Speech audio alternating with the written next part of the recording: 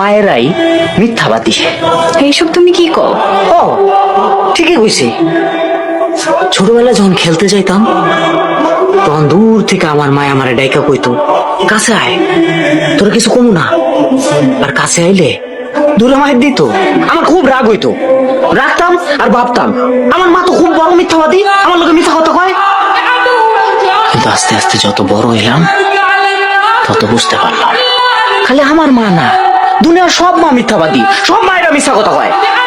পাতিলে ভাত না থাকলে দুনিয়ার সব মায়েরাই তোমার একই কথা বলবো, তবে আমার তো খিদা নাই, বাজার থেকে ফল মিষ্টি এগুলা কিনে আনলে এরা করবো না আমার তো ফল পছন্দ না, মিষ্টি তো আমি খাই না, এগুলো আমি খাই।